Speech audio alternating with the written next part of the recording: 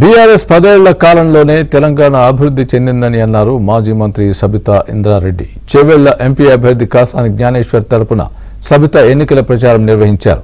6 గ్యారంటీల పేరుతో కాంగ్రెస్ పార్టీ మోసం చేసిందని అన్నారు. ఇప్పటివరకు ఒక్క హామీ కూడా అమలు చేయలేదని అన్నారు. కాంగ్రెస్ పార్టీకి ప్రజలు ఓటుతో సమాధానం చెప్తారని అన్నారు సబితా ఇంద్రారెడ్డి. నేను చేస్తాను చెప్పండి, ఒక్కసారి ఆయన మాటిందామా? ఇప్పుడు తీసుకుంటే 10,000 వస్తుంది రైతు బంధు. కాంగ్రెస్ అధికారంలోకి వస్తే 15,000 వస్తాయి. వచ్చినాయా 15,000? 2 లక్షల రుణమాఫీ గురించి రుణమాఫీ అయిన వాళ్ళు అందరూ ఎమ్మడి పోయి మళ్ళీ 2 లక్షల రుణం తెచ్చుకొని డిసెంబర్ 9 రాని నేను మాఫీ చేస్తా. కాబట్టి రైతులందరికీ నేను విజ్ఞప్తి చేస్తున్నా, ఎమ్మడి లోన్లు తెచ్చుకొని వచ్చిన ఎమ్మడే నేను రుణమాఫీ చేస్తాను. చేసిందా 2 లక్షల రుణమాఫీ?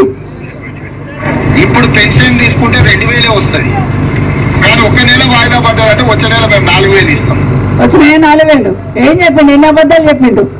ఎలక్షన్ అయిపోగానే ఎలక్షన్ కాకముందు 2 లక్షలు పోయి అప్పు తెచ్చుకొని కావాలంటే బ్యాంకుకి నేను రాగానే డిసెంబర్ 9వ తారీఖు నేను అప్పు మాఫీ చేస్తా అన్నాడు.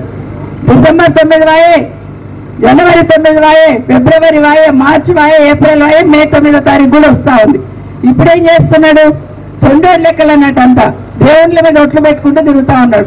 7 కోటాడికి పోయి దేవుళ్ళ మీద ఒట్టు పెడుతున్నాడు.